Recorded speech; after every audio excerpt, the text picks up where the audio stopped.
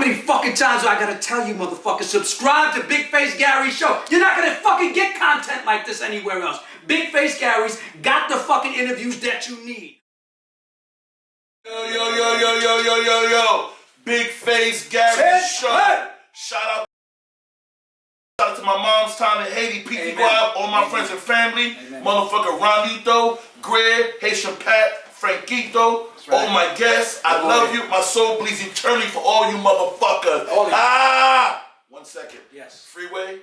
Yeah, I love you so much. Yeah, right. You're going through a lot now. You're in our prayers. We'll have a moment of silence for you right now, brother. Rest in peace, Harmony. Love you, Freeway. We're here for you, Freeway. This is serious right here because I live by code, man. This show for me is meant to my heart, my friends, and my family. I got 4 corners, my heart, my soul, a brown couch, and a legend. Oh, really? Thank you. Pain in the ass. That's right. The bad guy is this little motherfucker here. When I first met him, I couldn't stand him. That's my Plenty of Fish, what's the other thing? That Tinder default thing, little motherfucker. He used to be in my swipe right, swipe left. He used to be in my motherfucker Auburn street team. Right. He would never leave out and say, yo, why don't you do street team? I bet it's street team. And he just started talking that shit. And one day, I don't know, he just started, Jay heard him. I said, this motherfucker, Jason, say that again.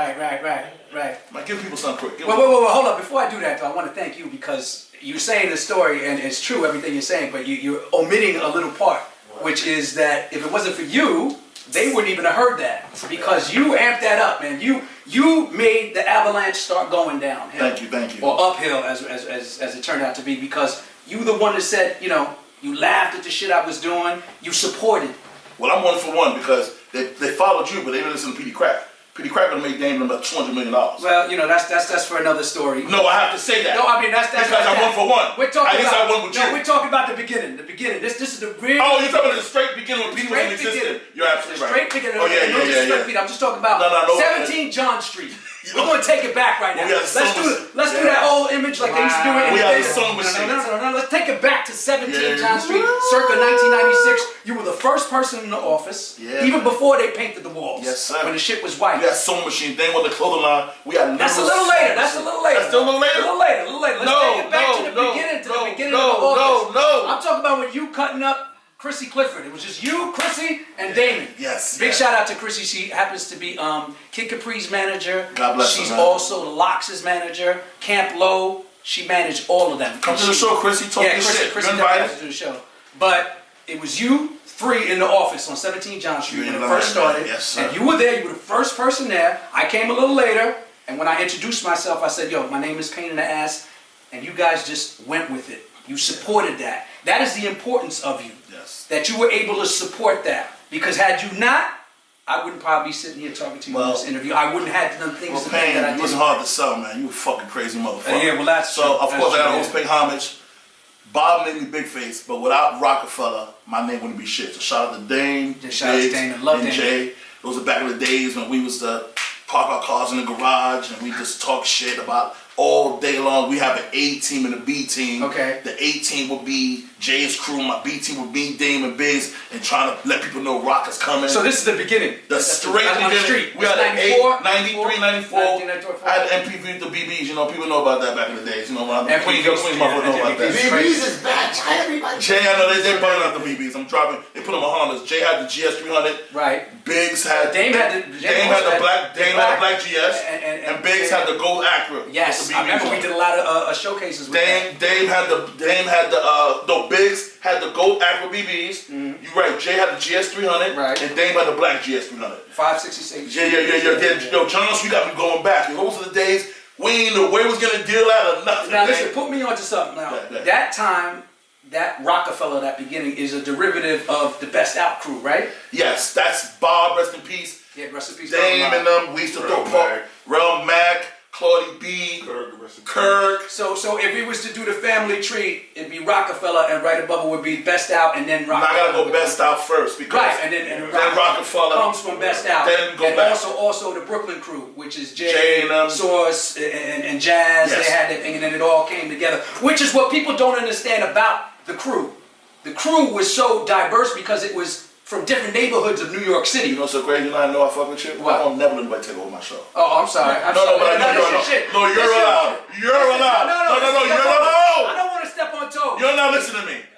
Everybody looking at me. I don't allow it, but you're allowed. Thank you, man. You're my man, and you're very good at what you're doing. So what you were saying out there? I don't want to tell you to chill. So Enjoy yourself. There's two different factions to Rocafella that people don't really realize. It's Uptown, and then there was Uptown Bronx, and then there was Brooklyn. Yeah, Brooklyn was true. We broke Brooklyn because Jay and them was the rappers with the hammers. Jay, you good now? The Statue of Limitations is gone. Big shout out to Statue. They were so very serious, but we said, y'all too serious, man. We broke them out. We started snapping. Jay started liking it. Dame was always like it was the Brooklyn crew, like you said, the serious crew. Then it's us. Right. And we laugh. We in the streets get money. We come. This even before I met you. Dame put something together, y'all, and then we just started aiming on the Reasonable Doubt album. Like 30 of us. So people don't realize that Reasonable Doubt was done way before '96. It was done like in 94 and a half, 95. 94, 95. Because I remember, Feeling It originally had the Rock a Block, Rocafella, 9-5, and Forever, and they took out the 9-5 part. Yes. Because we went to Atlanta. I always forget that shit in Atlanta, man. It was How Can I Be Down? No, it was something Atlanta we went to. Freak Neck or something. It was some crazy champagne. That's when we started going at it. But what I'm saying to you is that the way Rocafella existed then was just like we just was hanging out every day, and then we come together at night and drink, and we all ate our Reasonable Doubt. My question for you is, because I don't remember, how did you get that skit on Reasonable Doubt? How did that happen? Well, I mean, it's a long story. Because I don't really give half. Don't give it all, but give as much as you want. Well, all right. So like, I started in the music business. I love music just like how you love music. When you was on this the is before that. Before that. I was my friend Tenza. You know Tenza. Of course I know Tenza. He's always with me. Tenza. Big shout out to Tenza. Shout out to Tenza. Wanted to be a DJ. So at the time we were in Queens, there was a local DJ by the name of Camelo. He's probably big now. He's on the radio and he does a lot of spots. Was looking for people to hand out flyers for a promotional company named Around the Globe Promotions. Now at Around the Globe was Ray Herbert. Ray Herbert worked at Around the Globe Promotions, promoting different records from different companies. So they were promoting Death Row, they were promoting, Payday and stuff like that. So a connection was made with Dame and Around the Globe to promote Jay. This is before Rocafella. Was that Penalty anything? This is before he started Penalty Neil Levine because of Around the Globe's success and pushing everybody else. His record. He figured, hey, just like if you on the block, I'm moving this guy's work, so why would I do that? Let me get my own shit, start pushing my own stuff. So, we good? Yeah, we good. No, that's good. I just want to make sure everybody hears the story. No. I don't want people to get interested in the story and then you hear Don't worry about none of this. Let's keep working. Say your stories. I gotta go into my journalist shit. Alright. Terry says I ain't getting my journalist shit. No, I was saying, I don't want people to hear that shit. Because you talking it all of a sudden and then I got that. And it's like, nah, man, what you talking about? Right, you're gonna have a subtitle of some fucking other person that's gonna be, Ron, put the bouncing ball where they do the thing. Alright, come back. Hold up. I asked you a fucking question. Okay, let me answer the question. How did you get on the Reasonable Doubt album? Okay, so the guy, Ray, worked for Around the Globe. So Dame came to Around the Globe and said, push Jay's record. So they wanted Ray to go work at Rocafella, but he was like, no, I work for Around the Globe, and we're starting our own record label, Penalty. We got Capone Noriega, we got Lord Finesse, we got everybody. I don't want to leave. But somehow they garnered him. So he left, so I was like, can I go over there? We boiling crack? What was this? What the fuck is that? Okay, so basically, Ray goes to Rocafella. So I called Ray, I was like, yo, can you do me a favor? Can we do the street team shit that we've been doing it Around the Globe over there? For Rocafella. He's like, we already got people here, whatever this and that. Like, come on, Ray, let me get up there, man. So he let me come, and I met Jay, and I met Tone Hooker that day, and I started going every day as an intern. I started at the lowest level. I remember that. I never thought I would be on an album. So when you're an intern, they want you to open up boxes, go to the store for people. So I kind of got a little bit offended because, I like music and I like hip-hop. I thought there was going to be, women and I was going to get lap dances, all that. No disrespect to that. No, that's not a good thing. But back then, that's what I was thinking. Right, so I'm up there and I get mad. I'm like, I don't want to fucking open up boxes and go to the store. So I acted out. I was very angry at the time in life. So I started cursing people out. expecting to get kicked out. I was expecting you guys to come like, yo, get the fuck out of here. You can't be here anymore. But instead, you started laughing. Dame started laughing. And more importantly, the most important of all, Biggs started laughing. And we both know Biggs, for those who don't know Biggs. He's very private, very to himself, very introverted. So to get Biggs to laugh at what I was doing kind of gave me an incentive to do more. Like, I like that. Like, he's a quiet guy that everybody's respecting and bowing down to. He's laughing at what I'm doing.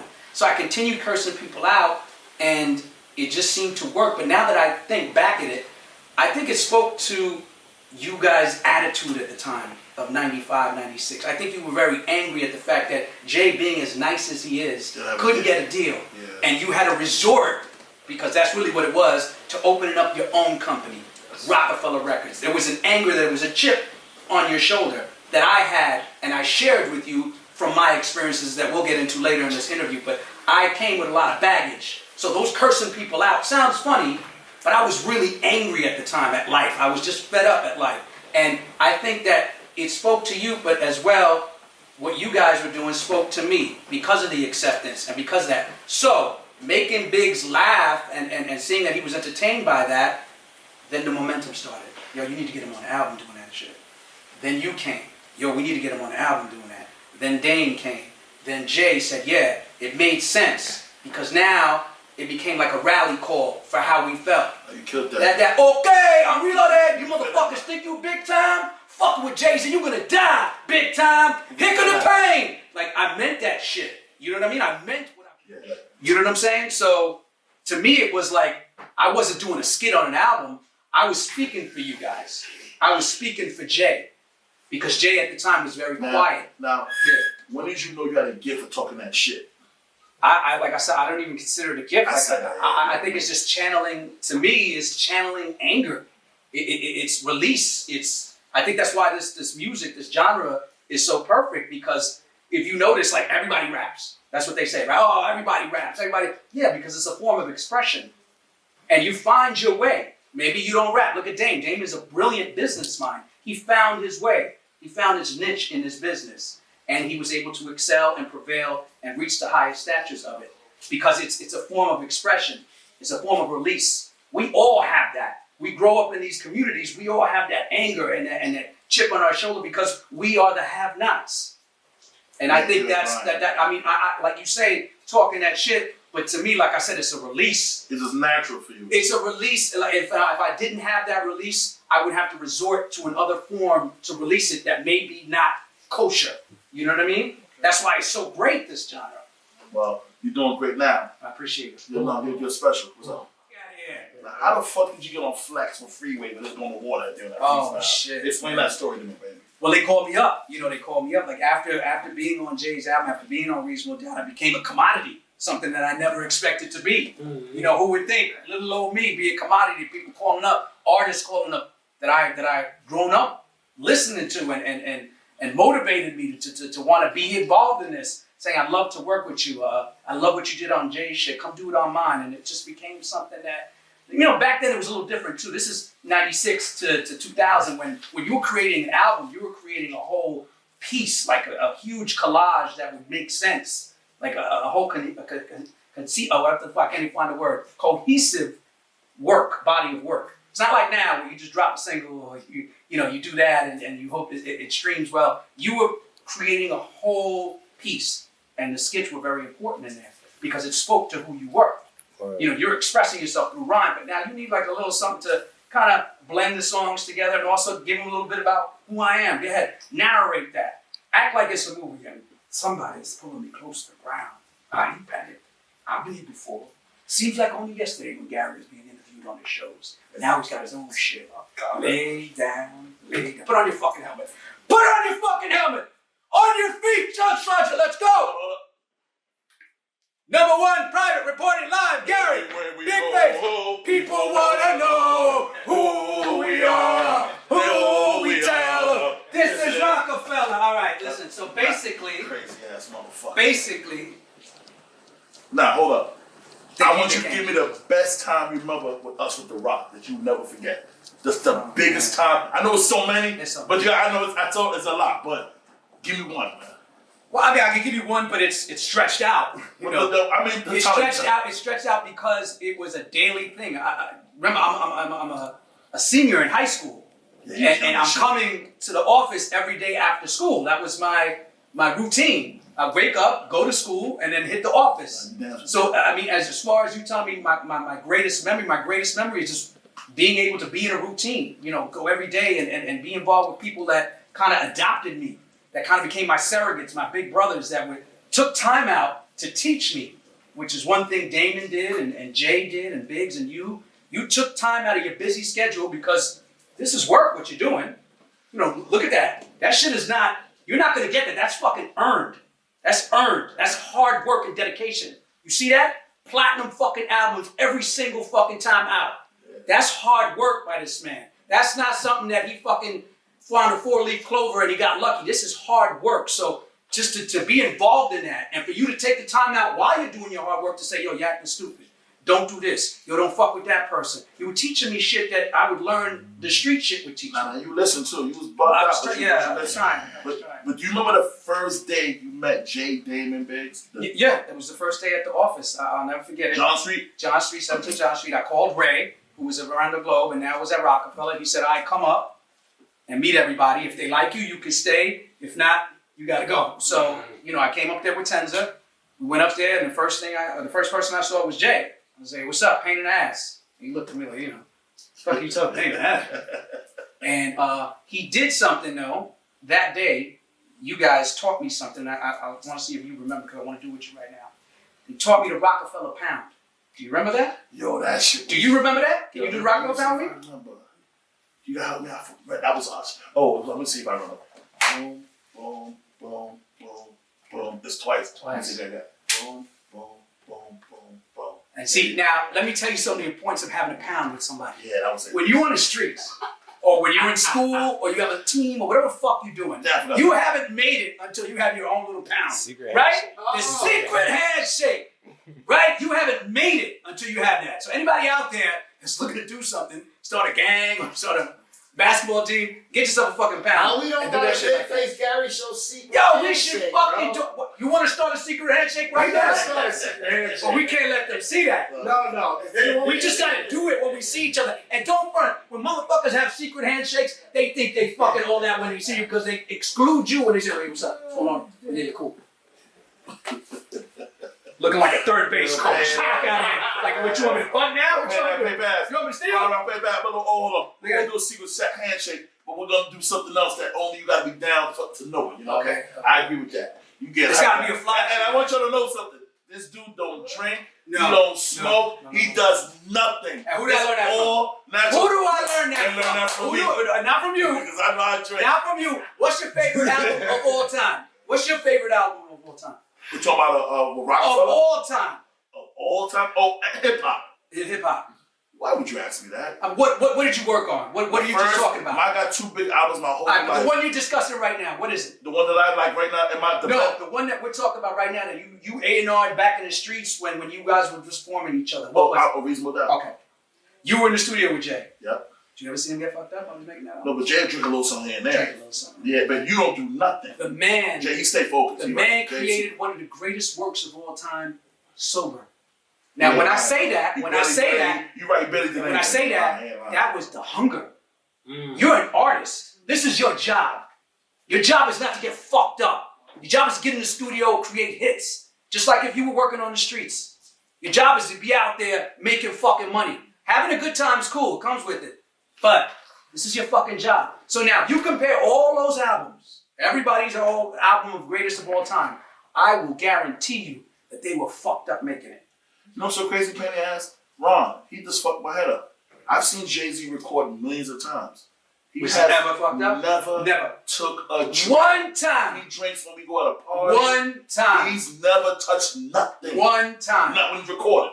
One time. I was in Sony Studios with him. This is volume 2 now. They played him a beat. He did the... I'm ready. All right, cool. He goes in there. That's what he does. He don't got it, though. He don't got it. He goes, yo, go get me some champagne. You know, like, so they go get him the champagne. He's like, nah, not today. And he left. That was the only time I've ever seen or I've ever been in the studio with him. He didn't feel the vibe. And he left and he resorted to say, give me some champagne.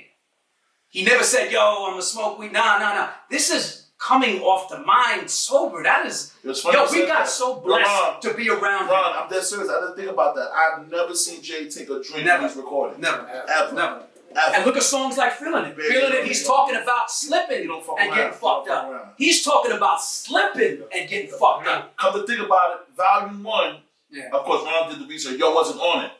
And I was on that Volume 1. No, Bleak wasn't on it. Bleak wasn't on it. I was on it. Say that question, Ron. Yeah, Ron. No, Bleak wasn't on it, and I saw in an interview that you had said that Jay might have felt like y'all might have been feeling yourself. Well, you see, here's what happens when you have nothing.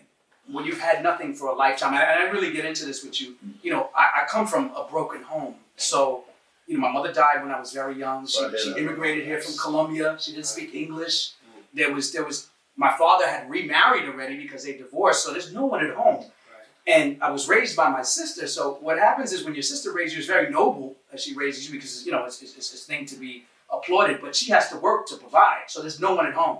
No attention, no one teaching you, no one doing anything. You become a charity case. People drop off food to you and that's it. Yeah. You know what I mean? So I had to resort to going to the streets and being taught by the people in my neighborhood in Flushing, Queens. I would be out there all night with them. Not doing anything illegal, not doing anything, just hanging out. And you know, I would show personality, like, yo, do the Rocky shit that you always do for us. I'm over here with Big Face Gary, you know? I'm trying to make what I gotta do, you know? It's like we're people, right, Gary? But they were laughing all night. But little did I know that would be a prelude to what I would eventually do when I was around Juelz. Yeah, when I was around Juelz. So there's an importance to that, you know, that things are always relevant. There's a familiarity with that. So when I came in the office, I always compared the office to like being on the block, except we were in the building. You know, we were doing shit that you normally do on the block. Hanging out, talking shit. You wasn't drinking, but you be around. Yeah, talking shit. We were snapping at each other. Yeah. There's ladies there. We're having a good time. So it was, to me, never the music business. I got spoiled. I'm spoiled. You're spoiled. We didn't see the music industry. And I think later on that came into play. And I think that fucked things up. Because we saw the music business from a street element, a street aspect. And that's how I'm building this podcast, like Reasonable Doubt. Right. We all got our lives during the day to survive, take care of our families. Yes. And we get together and we show out. That's what we're doing right now. Right. Same system. I tell you that every day. It's built on the block. Same system. Right. Same fucking system. Have fun. Well, it's a blueprint. It's a blueprint. And next you know, we up here. You know? That album, so many people have gone to that album as sort of like, you know, going to the library, you know, to learn how to put something together, not just music, anything. I've been approached by athletes that play for professional teams, like, yo, I used to listen to your shit in the locker room. We used to play Reasonable Doubt. You know, okay, you would hype us up. I'm like, damn, I never realized that would be motivation. Right, I never, you know, whenever, this is the biggest misconception. People are like, yo, how was it back then, this and that? How is it, or how's it feel to make history? Whenever you're creating history, you never think you're making history. You're just having fun. And that's the thing, it's having fun. It becomes history. We were having fun, and then it became historic because we were having fun. It wasn't like we were sitting there and you're like, how do we make history? What do we do? John, come here quick. Like, you know, like, it wasn't like that. You know, do a line of coke and let's draw up a plan. Like, they didn't do that shit. Show out. We should go out. We just show out. That's it. Created our own lane. Created our own lane. And that lane has been followed. There's a lot of people. Oh, yes. Paying a lot of people that Reasonable Doubt. Motherfuckers went bought drugs, sold drugs, got locked up. It got motherfuckers hyped that album. I don't know why I'm going to case my album, man. That's not good, though. Yeah, it's not. That's I'm about to say that. But I condone it. You know why? I wore a wire like 4 times. I'm wearing a wire now. Jimmy, you wearing a wire? Fuck that. No, but it's true. I mean, unfortunately, you know, and they had that discussion. They had that discussion in the Blackout documentary. Mm-hmm. The one where they documented the last show, his final show in Madison Square Garden, and it was Gordo that asked him, like, you know, you rap about all this, you know, and you think that's good. You know, you're kind of like, you're motivating people to want to emulate you because you become the cool guy. You know what I'm saying? You become the cool guy.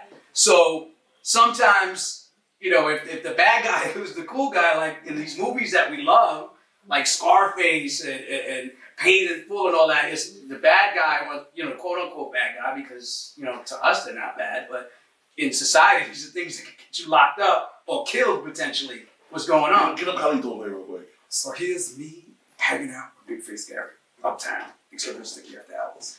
I know what you're thinking. Gary's been around for a long time. He knows the rules, the parameters, so he starts interviewing people about the game, teaching you things to guide you into the future. But you know what? Gary has an angle. He's looking to get out. Ain't gonna be too long before we're in here. We're hitting the Hollywood, the big time, baby. Because this guy, he's got a big face, but he's also got a big personality. And you know what? You make your faces. Gary's gonna continue making big faces.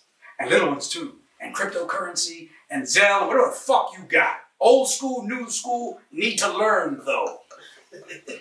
Right? I can't take this motherfucker. Yo, let's go. Yo, what's the... Oh, God, this motherfucker crazy. So he's crazy. What's the first studio session you ever had with us, man? You remember? The first one was at D&D Studios.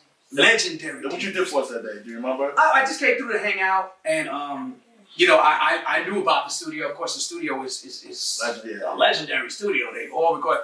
As a matter of fact, to just put it in perspective how legendary it truly is, DJ Premier has his own room in there. So you don't get any more legendary than Premier. Speaking of Premier, I always, when they have this conversation of the greatest producer of all time, I always get kind of a little bit perturbed at the fact that they don't mention his name.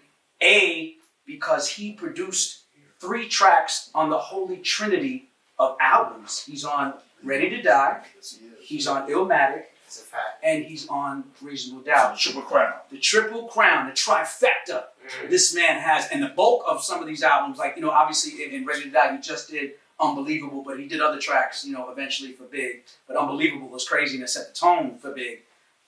Illmatic, you got New York State of Mind. And this is not sample shit. This is him playing the piano and creating a beat. Let me ask you the craziest question of all. What do you think he came off more on? Because he did 3 on Illmatic and he did 3 on Reasonable Doubt. He did New York State of Mind, he did Represent, and he did Memory Lane on Illmatic. He did The Evils, he did Friend or Foe, and he did Bring It On Reasonable Doubt. Which one do you think are the better? Well, I'm a piece of shit. Reasonable Doubt, go for us, Those 3 beats on Reasonable Doubt. Monster beats, On Reasonable Doubt. I'm hating, but I'm telling the truth. Well, I mean, no, it's not hating because it's not hating. He killed Nas shit too, though. No, he killed Nas. I'm just fucking with the Memory Lane. Coming out of that was nice. No. But I personally... That's when I felt Nas was better than Jay on that first Illmatic. Then when Jay dropped Reasonable Doubt, and then I seen the body of work, I became a Jay-Z. Now, we're living in a versus era. Everybody is versing everybody. And of course, what do they want? What is the heavyweight champion? What is the heavyweight championship about? Why would you want to see Nas get massacred that night? But here's the thing. You're right. Why would you want to see Jay-Z run up 300 songs? No. It's not that though. Because obviously, obviously his catalog is, superior to anyone's. I don't want to put Nas in that. If it's going to be a battle, and it's going to be Nas and Jay-Z, there's only one thing you can truly do, and that is Illmatic versus Reasonable Doubt. That's tough. That's it. That's tough. You can't do catalog to catalog. And I think it's a tie. It has to be those 2. And that's what you did was serious. I told me Ron talked about that. And we had Ready to Die. Why do we gotta not put Ready to Die? You could put Ready to Die, but unfortunately, God bless the biggest night. Well, you're only doing 1 album if you're at that point. But I mean, I'm talking about on stage battle for battle versus, Reasonable Doubt against Illmatic. What do you think? Let me see what you say in the comments. Scroll down a little bit. Oh, fuck you. Where you gonna get my address for, you stupid motherfucker? No, keep scrolling. Keep scrolling. Scroll down. Booty Eater 253 says Illmatic. Okay, keep scrolling. Okay. He's gonna get killed. Listen. Wait. If you want to get your graphic design, this guy says, wait, you read that? Yeah, they trying to get their promotion. Okay, wait. Oh, there's a chick on there. She sells the ass. Oh, no. We ain't fucking with that. Listen, Gary, I want only the real comments on here, please. Give us some real shit. If you think Illmatic versus Reasonable Doubt, who would be the winner? And this is track for track. Jay-Z, early Jay-Z versus early Nas, the beginning. And now, Illmatic has 10 tracks, which obviously the first one is just an intro. It's not really a song. So it's 9 tracks against 14. So you'd have to admit like maybe 4 of Jay's on there. So it should be 9-9. You know what I mean? That's the only way. You're right. It's 14 and 9. The intro. You're right. You know that's a good so thing. what nine would you go from Reason? Because you A&R'd it. This is your baby. Not A&R. We all know. Well, I mean, you know what I'm saying. This is your baby. You were there in the creation of that. I like the Eagles. I like Feel It in the Air. I like what's the other one I like? 22. I like the Don't Knock the Hustle. Let me tell you something about 22. Wait. Let me tell you something about 22s that people don't remember or realize. 22s was a freestyle he would do on stage. I remember that. Come on, man. No, but I'm saying the first piece is too many. Yeah, right. It's 22 So yeah, he killed that shit. But then on the second verse, he leaves that because the second verse was created after, once he was ready to drop this album. That's why he goes, got to meet Wakota, Bush Rock, Smooth on Your Life. He leaves the 22 thing. My favorite line too is at your casket, look at your funeral in your casket, look at him, still sleeping. You're never ready. You're never ready. Yeah, see, look at you, still come on, sleeping. man. Come on. God. He has, let me tell you something. Jay-Z has the perfect recipe to be the greatest. I'm talking about rhyming, just rhyming. His head's gonna bust. What, his head's gonna bite like a pickle? He is right. Let me put on, please. I didn't like the way that sounded. Please, listen to me. This shit is not turning into a porno on me. Fuck out of here. You invited me to interview to the couch, talking about photos on the couch. I seen this shit before. I watched Pornhub. I know how this shit goes. He knows I'm a Jay-Z fanatic. Yo, get on the couch real quick. Let me interview you real quick. So, what's your favorite pickle color? So right now, I'm saying it. I end up like we're gonna do one. I'm gonna let you know. I'm gonna relay on that. Jay-Z versus Nas, classic albums. Reasonable Doubt versus Illmatic. We're gonna chop 4 off one day. 9-9. 9-9. Now, Payne. Yes, sir. Moving along. Yes, sir. Let me ask you a question. What was the last time you saw Jay, Damon, Biggs? If you remember the last time you saw them? Well, I mean, I'm always around. I'm always. I got the bat phone. You know what I mean? Okay. Yeah, I got that bat phone. So whenever I'm called, whenever I'm needed, I'm there. Just like you.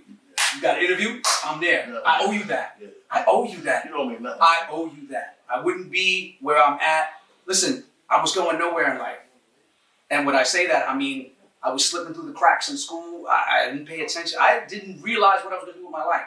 If I hadn't been running into y'all, had you not been like, listen, like you just said, when did you know you could talk that shit? You know when I knew? The moment you told me I could. Because I was waiting for someone to tell me you're good at something. Well, I was waiting for someone to tell me you're good at something.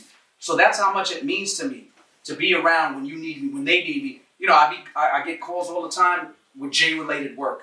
And Damon knows I'm one phone call away. I haven't seen them, unfortunately, physically in a while. I be at the 40/40 Club a lot, so I run into Jay. It's always love. They know where you at. But they know where I'm at. And there's never, ever going to be something that will stop me from contributing to whatever they got going on, whatever you got going on. That is the respect. Just like what you said right now about Freeway. This is a family. Yeah. This is not a plaque that they give in Sony Records to Metallica when they sell Diamond. This is something that the family has. These are all albums we push. This is a legacy we have, and this is a bond that we have. So when something happens with Freeway, when he needed a kidney replacement, that was something that affected all of us. You know what I mean? When his son unfortunately passed a year ago, that affected all of us. When Harmony, God rest her soul, who recently just passed, that affects all of us. Yes. When something, God forbid, happens to anybody, that affects all of us. Because we share a time. I'll put it to you in perspective like this. I know you got a lot of people that watch this have been locked up. And no disrespect to them, but I'm just saying, we all know people that's been locked up in our lives. And when they come home and you discuss somebody with them, like, oh yeah, I know dude, I was locked up with him. There's a different kind of bond that they have. They shared time together. That is something deeper than that, than just like being locked up with someone. You shared time together in a certain section, a certain area. Like, yo, that's my man, and we had that bond. We shared a time together. We weren't locked up, but we shared a certain time together that will always transcend anything. That bond will always be there from having that time together. So you may branch off and do what you're doing. Damon may branch off and do what he's doing. Jay may branch off and do what he's doing. I will branch off and do what I'm doing. So we always come together. No, not at all. I'm just a contributor. I'm very blessed to contribute to something that I love, and to able to or be able to have bonds with people like yourself.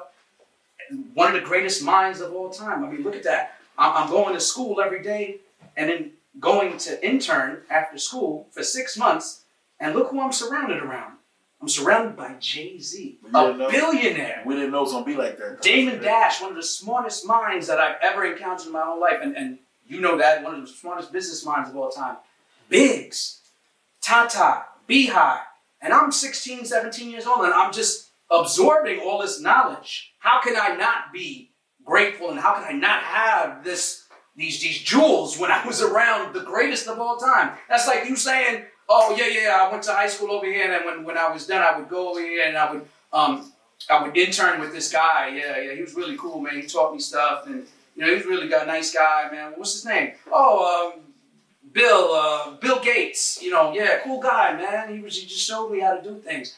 I mean, back then you didn't know who that was. But now we all know who Bill Gates is. He's one of the richest men in the world, and he taught you shit. He took time out to teach you. So that's incredible. So I'm so name some people you've done intros for. Oh man, well after Jay, I worked with Ice Cube, I worked with Fabulous, worked with Queen Latifah, and obviously the family, Memphis Bleak, Freeway, DJ Clue. How'd you feel with Benny Butcher? How'd you feel? Well, Benny, big shout out to the whole Griselda movement. And listen, when we're talking about stuff, Benny right now is in the hospital. He had like an asthma attack. So is he okay? It was non-COVID related. He had an asthma attack, so we want to give a big shout out to him and a quick, speedy recovery. But he came and he contacted me. He's like, yo, listen, I want to do like a Reasonable Doubt-esque kind of album, and it can't be done without your voice. And I was honored that this is now like 4 or 5 generations away from what we were doing. You know what I mean? Because you have the Jay,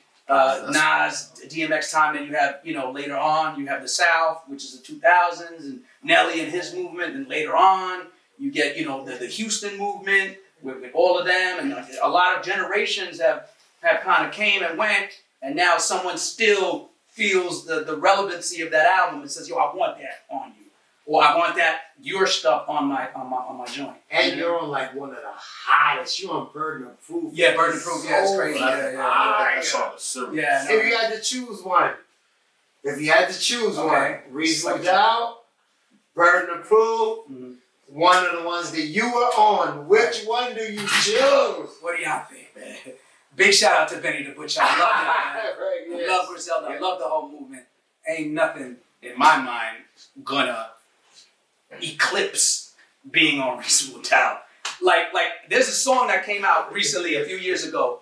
Do you remember that song? One of the best hip hop albums. No. It's by Lord. She goes talking about Grey Goose, loving her, coming in the club, and we don't care. Yeah. And she says a line in there that I love. She goes, "We're bigger than we ever dreamed, and I'm in love with being queen." But obviously I'm not queen. But she said, "I'm bigger than I ever dreamed." That's what that album represents to me, being on it. It's bigger to me than I could ever dream. You know what I mean? It was. You never saw this coming. I never saw that coming, and it was the acceptance part that, yo, you put that album together, y'all, for like 2-3 years. That was every experience Jay-Z had been Actually, no disrespect, Jay did that album like fucking 4 months. Okay, but it was every experience that he'd been through in his 27 years of life. 25. He was 27 at the time. When he did the album, he was 25, 26. Okay, so 25, 26, but the album dropped when he's 27. So basically everything that he's been up to that point now, if you press play on that album, you ain't gonna hear Jay-Z. You're gonna hear me.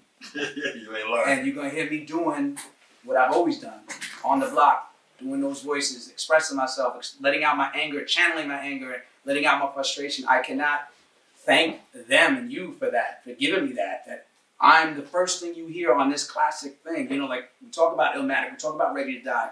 When you talk about Reasonable Doubt, first thing you're gonna hear when you play it is me. Not freestyling, not doing the beatbox, none of that. Just pain in the ass, being pain in the ass. Talking that shit. That's crazy. I can't fathom that. I'm bigger than I ever dreamed at that point. I was just happy that y'all was giving me love and showing me love, and now I'm on an album. Think about this dichotomy. I'm an intern. I'm going to the store for these people. And now I'm on the number one artist on the label's album and doing skip. Like, does that make any sense to you in any world? That shit. That has to be God. That's the only way that could happen. That's God, man. So that's a God-given gift. And if God gave me that gift, he gave me a responsibility with that gift to gift other people with that too. That's the thing. That's the thing about the each one teach one and the domino effect of someone helping you out. When someone helps you out, it's not for you. It's for you to help out the next person and the next person after that and the next person after that. And that's how we all rise. That's how we all get out of our situation. That's how all get to express like I got to express. Because had I not, who knows what the fuck my life would be like right now. Do you know what I'm saying? The importance of that. So, yes. So not just, did you get paid for doing these intros? Okay, so here's the situation. The first one, no. The first one, it was, you know, we don't know nothing. Yeah, we don't know shit about the game. Don't know nothing. I didn't. You know. I lost. Then, okay, now it becomes a business. Okay, this is a business. Second time around, he was only going to come out with one album. Remember, that was it. He didn't want to run. I told you that. Reasonable Doubt was it. And it was sort of like a fuck you. You thought I couldn't do it? I did it. Ha ha. I'll see you after these commercial breaks. I'm out of here. You know what I mean? But I always say, Reasonable Doubt becomes the greatest demo tape of all time.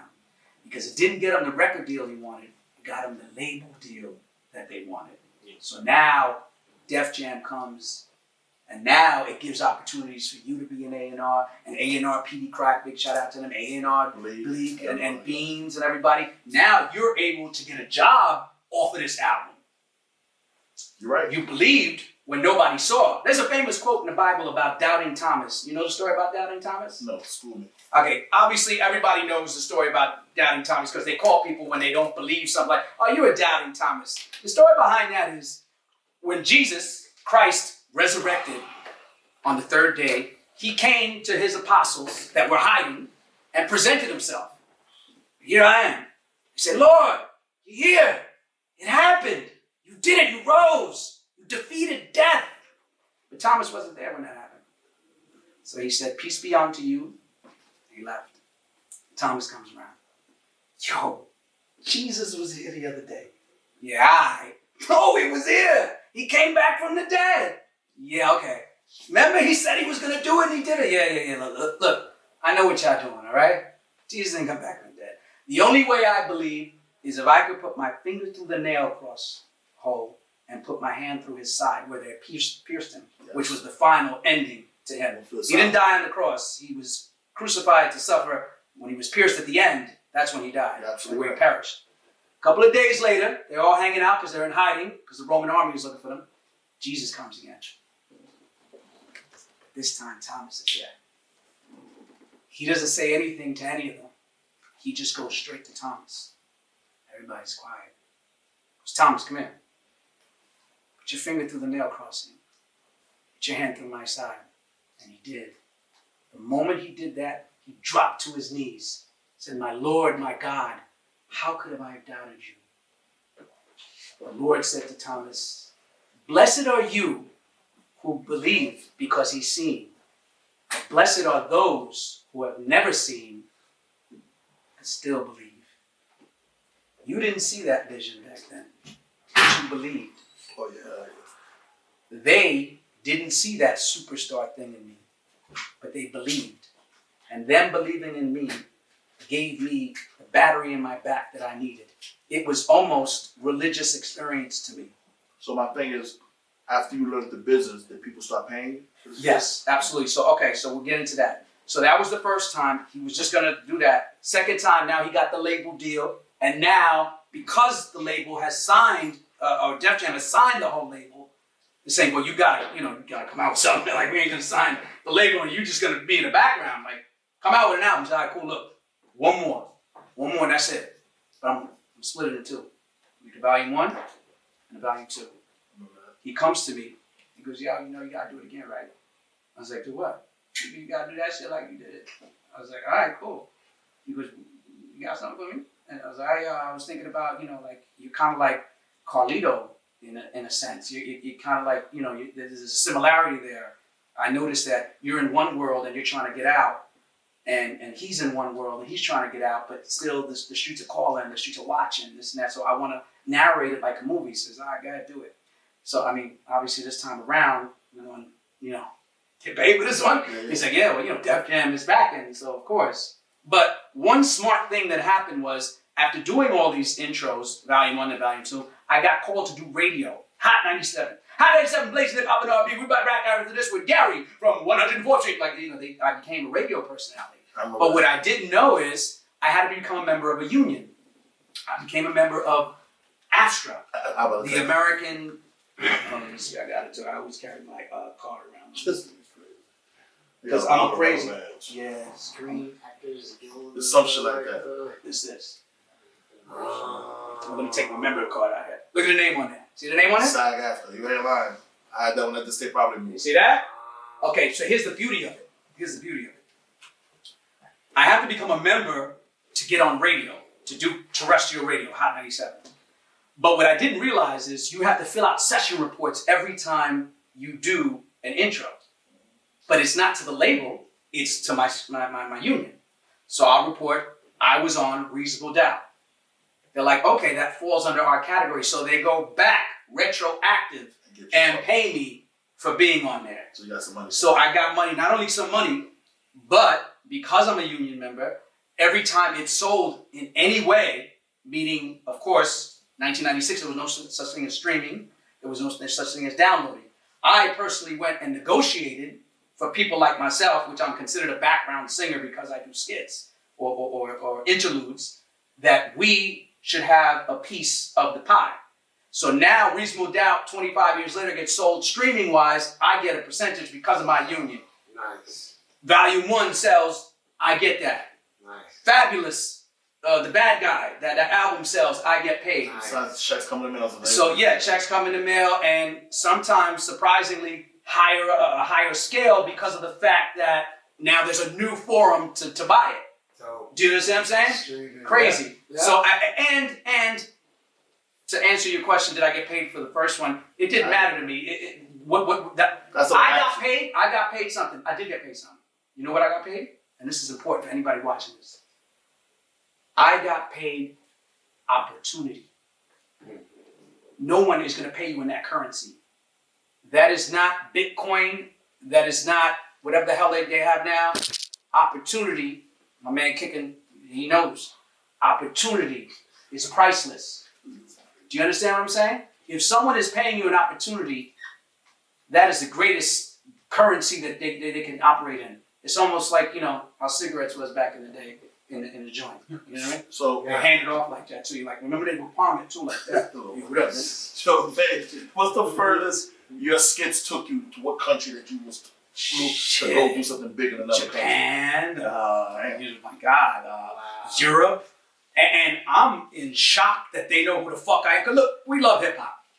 How many times have you heard skits on albums? You know what I mean? Remember back in the days how skits used to be? Like, remember back in the day with hello? Yeah, what's that? Are you gonna suck me and my man dick? Fuck you, motherfucker! Like, remember that shit? Yeah. And then boom, boom, and the song would come on. Right, yeah. You changed that shit. But yeah, I kind of, but you know this. You went to the mob style. I saw it more like a producer. I saw myself like a premiere, something like that. You know how a good producer will sample a track and then turn it into hip hop form?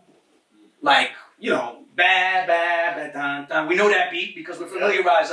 Many more problems. Yeah. I'm coming out, coming. Yeah. Like he flipped it, or Kanye with The Wire. That's Shaka Khan. We know that. And he flipped it. So I saw myself as a good producer would be. Let me sample though the movie. Oh, I like that part. That would make sense for this for Jay. Jay is Carlito. Makes perfect sense. This is your last album? Sorry, boys. Right. Sorry, boys. For all the money in the world, can't bring me back. Lay down. Dumbass nephew got in trouble. Right. Dumbass nephew. He was so thirsty to prove his uncle he was a boss. He got his ass killed. What was that scene? Freeway got his ass murdered. Go his name was. He goes, come on, man. I just want them to see you with me, man. They're gonna shit in that pan. They ain't gonna know me, man. You know what I mean? So it was crazy. Yo, you know how pissed off I was? They did a prequel of that, and I wasn't called to do that part. You got a big check for that shit. So here's me playing Carlito. Things could be sticky after that was with Big Face Gary. Like, come on, man, I would have fucking killed that part. Now, and I'm an actor, so now I become an actor.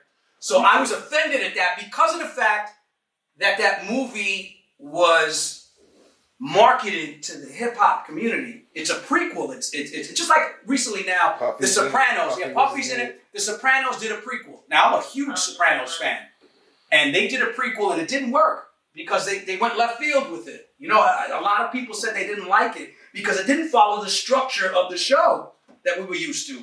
And artists have that problem too a lot. A lot of times they think too much outside the box, and that's one of the greatnesses of Jay-Z, is that he never did that. He always stayed true to who he was, and especially to his fan base. And that's very important. That's why he blew up the way he did.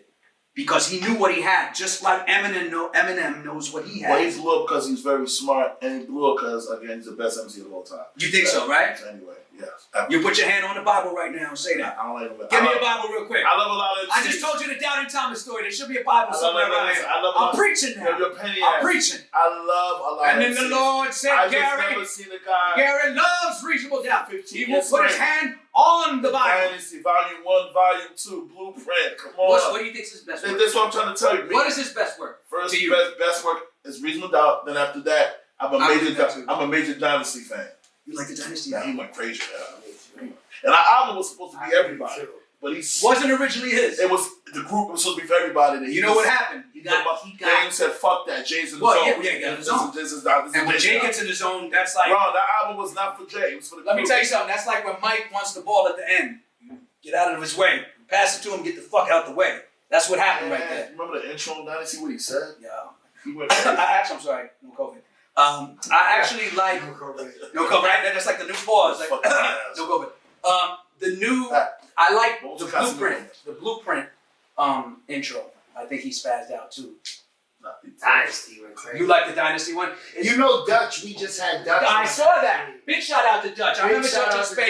That whole fucking crew. Dutch That said that it was supposed to be major figures, Jay-Z and Beans, and they were supposed to form a group that was called the Dynasty. Okay. Before the actual album, The Dynasty. Right. We asked him if he thought he had something to do with it. He wasn't exactly sure, but yeah, that was just a little. Well, it's funny now looking back in hindsight and retrospect of what could have been with all these things. You know, like what could have been with this, but you know, God has a way of always making His plans come to fruition, and His is the greatest. So a big shout out to the whole major figures, and big shout out to everybody in Philly. Gilly is doing his thing like you're doing here with the podcast, $1 million worth of game. I love that. I'm so glad that everybody's doing their own thing and finding their own lane. Can you see this here? This don't look like urinating on myself, right? Like, is this coming through on camera? Just a little bit. All right, cool. I ain't pissed on myself, you know. Yeah, I'm wearing the wire, but I'm not afraid. You know what I'm saying? Man, you crazy motherfucker. Thank you, man. I Why appreciate does that. everybody like I'm reloading so much? Right. Yeah, that's what do you think? Everybody likes that shit. Yo. Because it's a rally call, because it represents something more than just a word or more than the person just saying it. It represents a movement. It represents you and coming off the block. And your story is incredible too. I mean, look, you're just on the block with them and then you become an A&R and you start cultivating other albums. It wasn't just Reasonable Doubt. So it represents all that. And it represents, I mean, I think the greatest part of it also, it represents Jay-Z, Damon, and Biggs. It represents them. That nucleus of what they were able to do, of how they were able to bulk the system. Man, sorry to cut you off. It's okay. I still don't understand how I did that shit, yo. I got locked up, they fired somebody, they said you were A&R now. That's beautiful. They ain't, and I just went to work, you know, it was God, man, like you said. Look at Emery, God bless him, he came home and now he went in straight, he hit the Jay-Z, ground running. Jay put him in position. But he also, Emery put and Jay in his work. position. Yeah, yes he did. Yeah, So back I in mean, the days. it all, it's always a cycle. It's always a cycle. You help, and I know there's people out there right now, and I just told that Doubting Thomas story, there's people out there right now that you have somebody in your camp or you have somebody around you that has talent. Be able to see that. Believe in them. Give them that crutch that Gary and we all gave Jay. And look, Jay is now going to the Rock and Roll Hall of Fame. You know what an honor that is? That's ridiculous. To put it in perspective, you know, one of the greatest movies I've ever seen was La Bamba. You remember La Bamba? Yeah. Now, that shit was sad. Yeah, it was very sad. He didn't want to get on that plane. He didn't want to get a plane. I did a little research about that. It was 3 rock and roll stars. It was 4 people there. Buddy Holly, and J.P. Richardson, who sings "Come On, Baby," and La Bamba. And he was 17 years old at the time. And he did not want to get all 3 of them died that day in February of 1959. They were traveling around the country and it was like a snowstorm, and it was took a very small cold, plane, yeah. and their bus was broken down. So they decided, Buddy Holly had a lot of money, so he decided, the main acts are going to go to the next town because it's freezing. I'm going to rent a plane. And unfortunately, the pilot, Roger Peterson, was flying that plane, was only 21 years old at the time too. Didn't really realize, do you know on planes when they have the thing where you look forward and stuff, it's called the horizon thing? So he was working with one that he didn't really understand. So on his horizon thing, on a normal one, if you go this way, the horizon thing will show you that. And then of course you'll atone for that and go the other way. He was working with one that was the opposite of that. So when that was going that way, to atone going this way was really going more that way. And he couldn't read it. And they hit a field, and unfortunately all 4 of them died. What I mean to say about that is 3 of them were legends. That was the day that they said the music died. It's a famous day. There's a song by Don McLean called "Bye Bye Miss American Pie, drove my Levy to the Chevy." Right? But it's about the day the music died, and it's the day dedicated to Buddy Holly, Richie Valens, and J.P. Richardson, who sings "Come On, Baby." Yeah. 2 of them are in the Rock and Roll Hall of Fame. J.P. Richardson is not. He's not in the Hall of Fame, and I was doing that research because of the fact that Jay's in there now, and you know when Jay goes into the Rock and Roll Hall of Fame later this week, he takes a piece of all of us in there with us because we helped. We didn't put him where he's at. We helped. You helped. And when he wins, we all win. So I feel like because I had the honor through the grace of God to be on these albums, to actually be on them, my voice is on there, and for him to go into the Rock and Roll Hall of Fame, and for that dude that perished that day not to be, I also go in there with him in his honor too as well. You know what I mean? And all the other artists that don't get to feel that gratification of a little bit of for your hard work. That's all we really want. You know what I'm saying? That's why I tell Pat, you can't compare big shout out to all 3 of them. 15 years of putting out an album. You gotta stop putting your man in that category. He don't sit with Jay and none of that. Who are you talking about? You keep saying Nas better than Jay. You can't do that. His body work is not even close, man. It's just not. Let's see, you not respecting Nas. Nas is a big time rapper. I say it all the time. Nas is a legend. Nas is a legend. Nas make good music.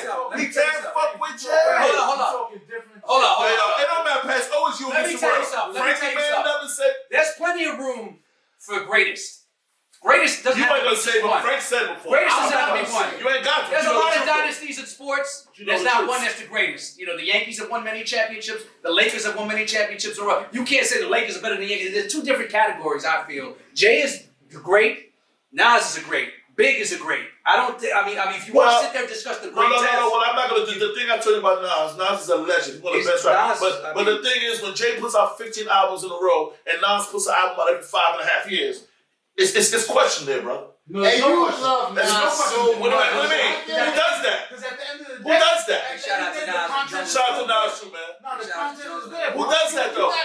Yo, Pat, every 5 years, that's not a good. That's not right. They study it. But They study They study American Hustle. They do. No, they do. Hold up. They do. No, the reason was down. No, the reason was down. The reason was down. Listen. The reason was down is studied on the streets and on every business by every business person. Every entrepreneur is studying reasonable doubt to make it. He may not be studied in the collegiate level. He may not be studied at the collegiate level, but on the streets, if you want to build a business, you want to Moving along. We'll be back. Moving along. This hour of Gary is brought to you in part by Gatorade. Now, next question. Whoever asked you to do a skit that you couldn't believe they knew who you were, yo? Oh, man.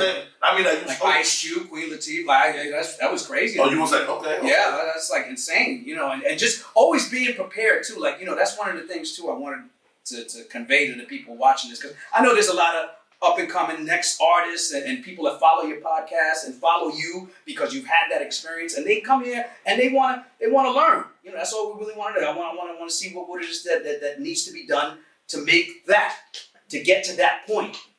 And I'll tell you, one of the main things, just like you were, is always being prepared no matter what. There's nothing wrong with being the 6th man on the bench. I never got that where that's a disrespect. Somebody gets hurt, something happens, that man is now in the game at the most important part. So you got to be ready for that. You got to prepare your mind for that. So you at home right now, you're doing whatever it is that you're doing. Be prepared for success because it will come. And when it does, sometimes if you're not prepared, you can ruin a moment. Like I did many, many, many times. But through the grace of God, I was given more opportunities. Second, third, fourth, and fifth chances. But had I been ready the first time, I may have been able to skip all those levels. So be ready for your success. Whatever it is you're doing, whether you're starting your own business, whether you rap, whether you're looking out for somebody else that has talent, be prepared for that success. Let me ask you something. Were you prepared for the greatness of Reasonable Doubt when you were A&R it back then with everybody? Well, I said, Did you see that coming? I didn't look at it then because I was just hanging out. You just having fun. Yeah, I didn't look at it. I was having fun. To you, the incentive was the fun part. The fun part, but then when they really actually gave me a job and said you're A&R now, then I fucking went to work. I worked my ass off. Did you notice there was a change once you were the A&R as opposed to you being the dude on the street with them? Like, was it now work? No. It changed. But they were still my boys. But it changed. Okay. They named me Luca Brasi because I was a workhorse. I was reliable. It's very. And everything I do in my life, I always been like, I work on basketball, my business, anything. So you had that ethic in you. I have that work ethic. My mom had a work ethic. They instilled it in you. Yeah, that's all I know. You did come from a Haitian home. You know, I have a lot of. You know how Haitians are? Oh man, it is. No, and big shout out right now. You're praying for Haiti and all that was going on. I love you. I'm gonna send you some more stuff. And I'm very disturbed by the footage of what I've seen down in Texas. You know, you're definitely in my prayers. Yeah, some crazy shit. Yeah, I don't want to get activated about that. Don't get mad. Yeah, I know. Now, let me ask you a question. But you're in my thoughts and prayers. Yes, shout out to Haiti. I love y'all. Give me a raw number. How many skits you think you've done? Wow, I've done about maybe like in the upper 50s, 60s. You know, that's a lot. That's a lot. What a career. Yeah, that is a lot. And you know, came out of nowhere, which is crazy. You know, to have that, to even have that statement that you said, a career. Yes. Wow. Like you, A&R, like that's a career, like that's a real job. Okay. You know, you're on the books now. I met a lot of people. I met a lot of people through that. So who's the most famous person that you met that came to you and said, "Yo, Gary, I like the way you go about your business. Would you work with me, or can you help me out? Can you teach me something?" A lot of people. I can say I work with so many people, artists. Bum B was a very good friend of mine. Nori, Nori's me and him are really good friends. Nori's a man. But somebody who blew your mind. That you were like, whoa. I can't believe this is I like just met this person. This is like the actor in Rush Hour, Spanish girl. What's her name? Oh, Rosaline Sanchez? Yes. I was sent to Puerto Rico to do a hook for Cam. She had to do a hook for Cam. You forgot about that, Ron. She raps. She sung on Cam one of Cam's songs. I have to go to Puerto Rico. You know what's disturbing though? Wait, let me tell you. You know what's disturbing though? I've been in a situation. I won't mention any names. Wait, I won't mention names. You know what was really, because that's a beautiful story. God bless her. You ever work with somebody that you really looked up to though? You know, like her, and then she starts singing, and you're like, but it's her. You know what I mean? Humble, man. It's her. La la la. You're like, yeah, that sounds great, baby. You sound really good, but it's her, so you can't be like, God. She acted better than she sang, but she was a good singer though. She was real good. And it's disturbing because you don't know how to tell these people that. I'm in the studio. That's another disturbing thing I've been through. I've been in sessions with people that wanted me to do something with them, and it was like heroes, you know, like. And then you heard them. You go to walk down the street at the store, and I'm like, damn, gotta tell this guy no, man. You know, I'm about to pull up Nancy Reagan on this real quick, you know? Nancy Reagan on you, man. Nancy! I'm in it with Rosin Dane called me. No. I need you to go to Puerto Rico. I said, for what, man? You're gonna meet Rosin Sanchez out there. She's gonna do a hook for Cam. So I'm in the studio, Ron. Not saying that about Rosin Sanchez. I didn't hear you sing, baby. Ron, I'm in the studio. I'm waiting for her. She comes. Yeah. Oh my God, how you doing? Give me kisses. She don't speak English that well. She has an accent. Yeah, she was hi, how are you? I hugged her around. So I'm super overwhelmed. Like I said. Then Ron, she starts singing. She's holding her stomach. I said, wow. I said, hold on. I have to gather myself. Any let me get this shit together. Nice ending story? No, hell no. Is this gonna have a happy ending? I was way over my head, brother. You was around Rosalyn Sanchez was doing a hook for Cam? In the studio. Damn, I forgot the song, but yeah. Oh! They didn't put it out though, right? I forgot about that shit. Yeah, I think you're wrong. You know, I never told you that, right? No. I was in hell yeah. Puerto Rico, hell yeah. Ain't on the whole so let me ask you now when you watch the movie and you know. I start laughing. She probably remember if she seen me. Now, Yeah, I forgot about. So now You know what's whack though? It's not that's gonna happen to you, but I'm saying it's whack when you like run into Rosalind and say, not her, but like somebody, hey, brother, get security, this motherfucker out of here. Like, I'm saying she'll remember me. Okay, she better. Rosalind, you're watching We had a this. good time. She was very nice to me. Come on, he was nice to you too. We was drinking. That song never came out. We was drinking screwdrivers. Might be something to that. Yeah, shut up. Okay. The song's great. Fuck you. Okay, all right. Now listen. I love you. What's the biggest fucking payday you had in this business? Shit. The big, Not just for a skit. a skit. Yeah. A skit. That's a skit. Nice. I think I won't disclose. Don't get exact number. Exactly. Like 5 figures. 5 figures for a skit. Wow. That's good. And then on the tail end, which yeah, like if it sells good, I'm getting paid. That's dope. That's What's this called? In perpetuity, which is a good word. Ron, put that word up there, perpetuity, and put the definition on there, because Ron does graphics too. He's gonna hit you with some graphics right now. This is all interactive right now. Right now, as I'm talking to you, Ron is putting up like something of me doing something real quick. I don't know what the fuck I'm doing. I love my team, man. Ron is doing it, but Ron's gonna do me a favor right now. He's gonna put up perpetuity right here. Perpetuity. See that? Can you see that? And then that's the definition right underneath that.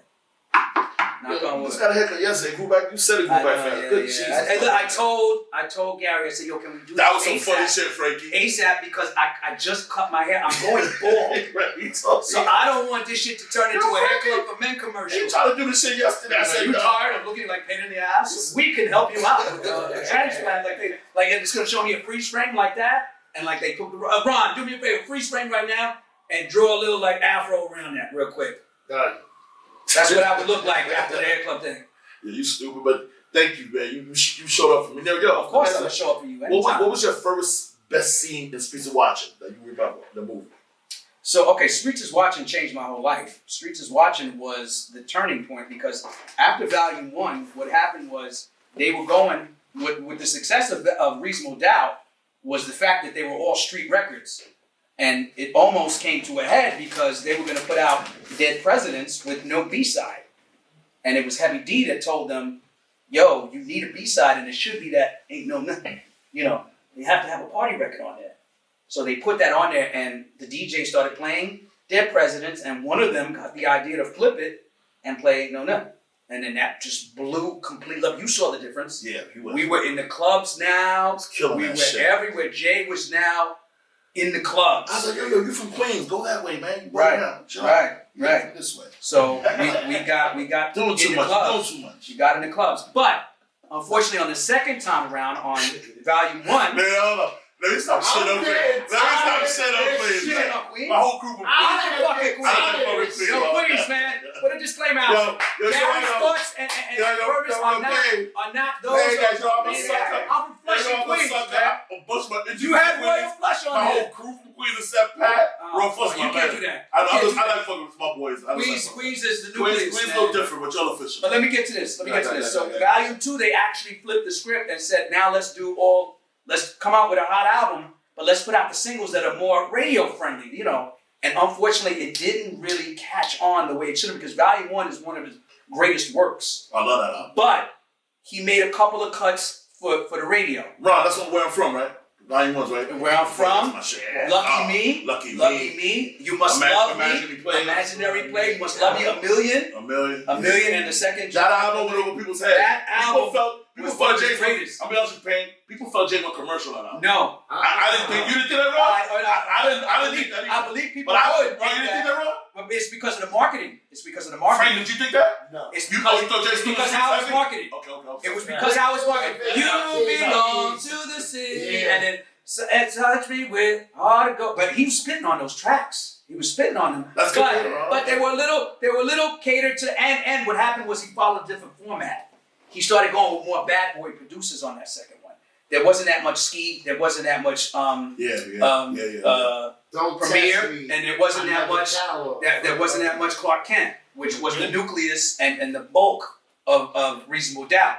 Volume 1 comes. It's more the Hitman. It's Puppy's crew, and he did that again in Volume 2. He went more with Swizz. He went with that direction. So in his first 4 albums, he kind of had different like how a movie would be, where you have different directors. So Rocky 1 is directed by this guy, but Rocky 2 is directed by this other guy. So it's a whole different aspect. He caught fire when he got to the Dynasty album because he found his own producers. It was now Kanye It was just Blaze that were gonna direct the rest of the pictures after that, if you understand what I'm saying. If that makes sense to you. Okay, no. Do you understand what I'm saying? Yeah, they're pain in the ass, man. Okay, so Volume 1, they go the other route, hard album. But what happens is Dame says, fuck this, fuck all this. So does Jay. Let's put out then a movie of just the hard shit. Fuck that radio shit. Well, let's put out the Where I'm From and You Must Love Me and Face Off. Let's do it ourselves. And he went and he had Def Jam. You forgot Friend. Oh no, that's the first song. Yeah, Friend of Home Part 2 is in it. Yeah. Friend of Home Part 2 is in it. And he said, I'm gonna put this shit out. And that movie changed my whole life because I started that movie just like I would start off his albums. And now, if people were able to put 2 and 2 together, like, oh shit, that's the kid that does all the skits on it. And that's when my face became, I had face recognition from then on. That movie changed my life. And it's funny about that movie was that I got casted to be in Belly because Hype Williams directed Can't Knock the Hustle, the video. Up to that point, Abdul Malik Abba, big shout out to him, directed every J video and directed Streets of Watching, but they wanted to go another direction because this was going to be a big song with Mary J on it, so they had Hype Williams directed. Now, I'm in that video, and Ron, you put it up right now, I'm dancing in the table at the end of the video, because I was, I cursed, we were there fucking around. Were you at that video shoot? Which one? Can't Knock the Hustle? I don't remember, I did. That was August of 1996. Yo, Pain, I was around for a lot of shit. Okay, so you must, I think I remember you there, though. I was there. It's in South Street Seaport. This is August 14th. I was there. August 14th, 1996. It was downtown on the Seaport. Light and Coke. So I was dancing on the table. We were snapping, and I snapped against. I was snapping Hype. Started dissing him. I thought I was in trouble, and instead he put me in the video.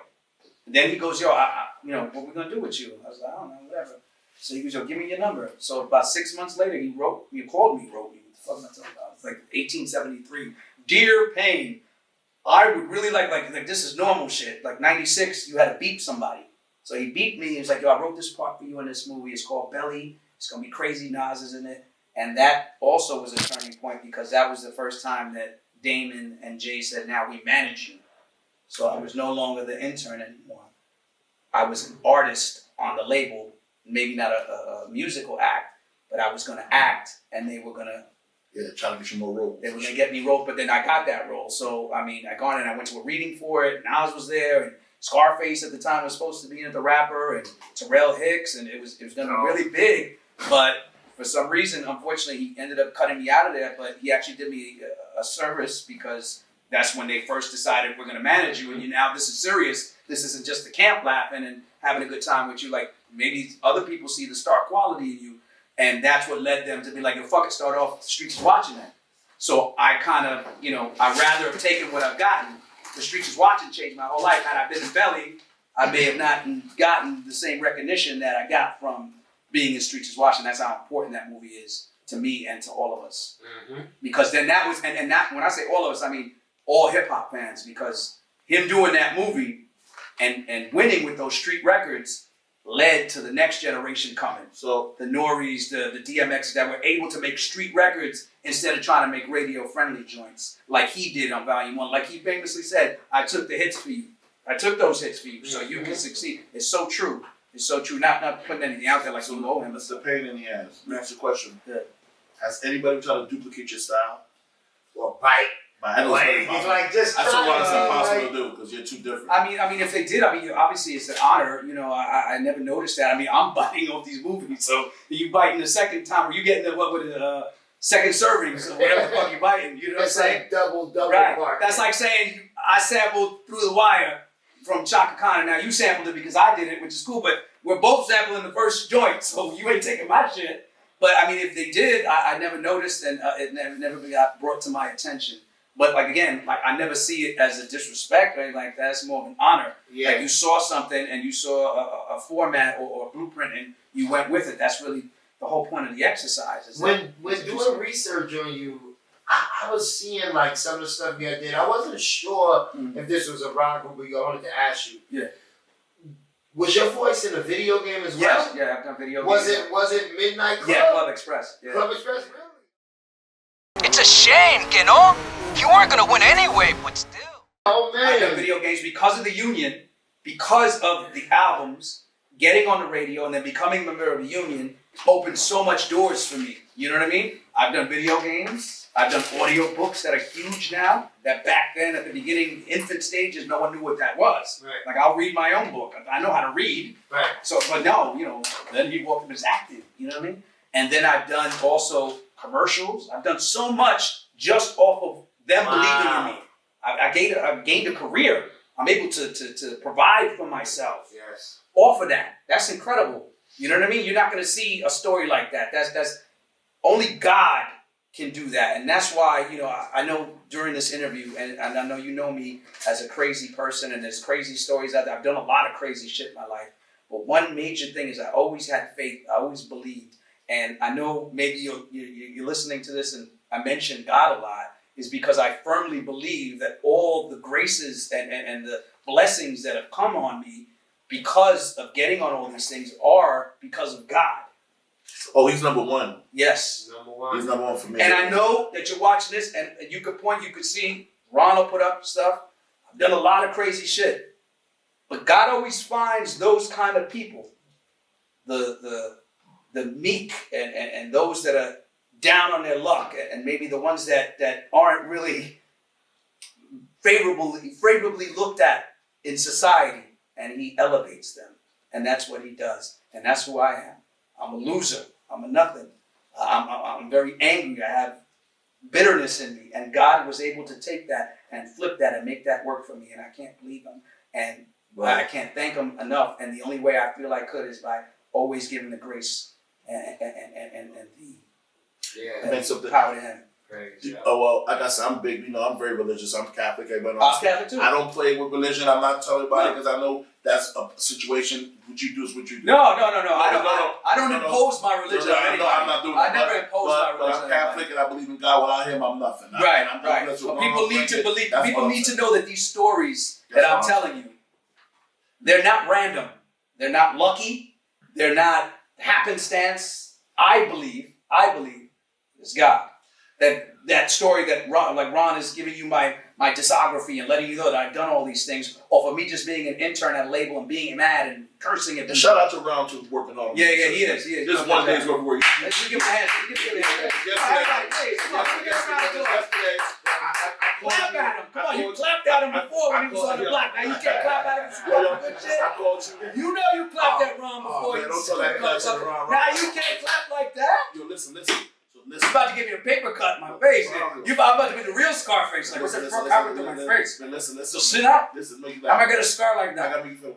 Give me some any new skits coming to look forward to? I got a skit coming. I got one big, but I can't say it. I know, of course. I can't say it. But I mean, just know that I am the Alpha and the Omega. I am the beginning and I am the end. Just like I was there at the beginning, I will be there at the end. You will hear my voice at the end. Oh. Just know that. How the fuck did you fucking get a role in the Brooklyn Way? Okay, so the Brooklyn Way is a web series that's done by my man, Gat Murder. Big shout out to Gat Murder and everybody. He asked me to just come through one day. It's very laxed. It's very... one thing I adore about the whole website, web series movement is it's very impromptu. There's no script. It's basically you just doing you. Like how we did when we were doing our thing.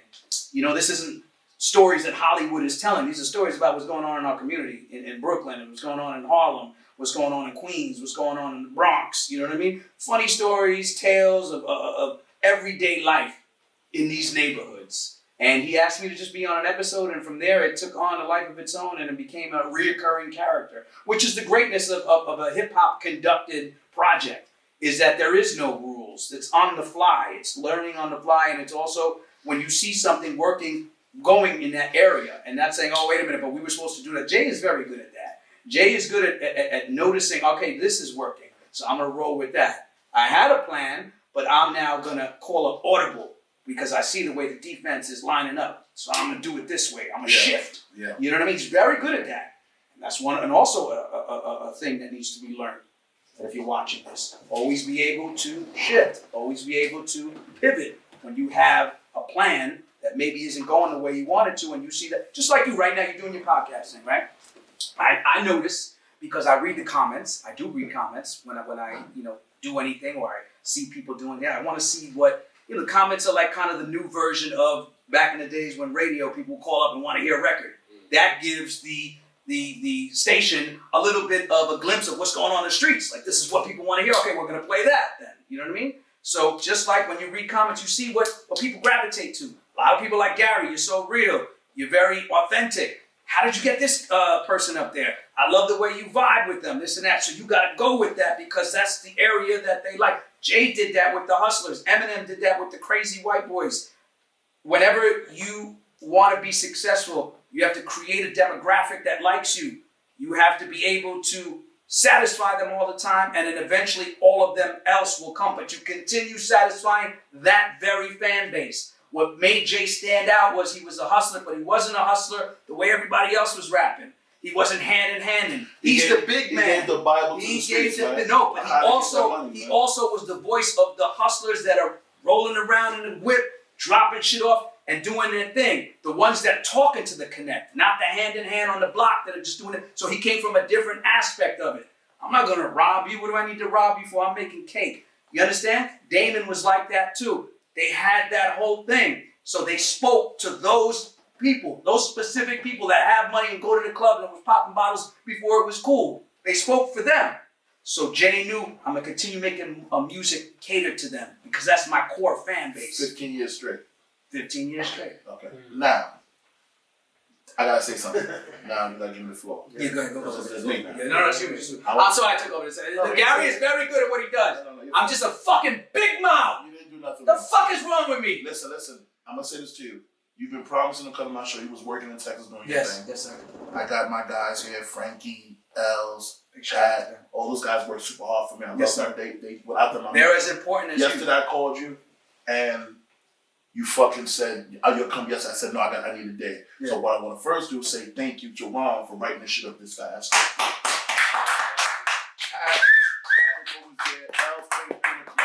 I got my Haitian brother here. Your main man came here, and Frankie, of course, pressed the t-shirts off. Can I see your shirt real quick? Can I see your shirt real quick? Hey, let me show them what we're talking about here. Wait, no, don't take no. No, the one you got for me. The one you got for me. Yeah. My shit. Give me my shit. Yeah. Chuck it to me. Come on. So Russell Wilson. what I want to do too before I close out the show. Yeah. Oh, we gonna close out the show? No, yeah. We good. We got a lot more we doing. This is real late. I know I love you. We good.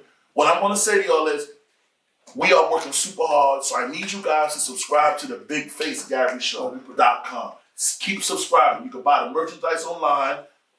We have hats, t-shirts, scarves, scullies. We got everything coming. And I want to thank you, Pain and Ass, for coming in. Not because I know you're my brother. You could have said no, because you're not no regular dude. Me and you are just especially good friends. I love you. Love you very much. Thank you so much. I'm proud of you. Big Face Gary Show, I believe my soul bleeds eternally for you guys. Right. We're coming strong.